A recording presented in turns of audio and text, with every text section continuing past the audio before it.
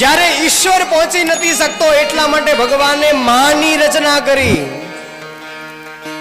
હું ને તમે જ્યાં નથી પહોંચી શકતા, હું ને તમે 68 તીરથ નથી કરી શકતા, હું ને તમે 999 નદીઓ નથી નાહી શકતા, હું ને તમે 4 ધામની યાત્રા નથી કરી શકતા, પણ સાહેબ માના ચરણોમાં પડી જશો ને તો બધા જ તીર્થોના ફળ ત્યાં લખેલા છે સાહેબ.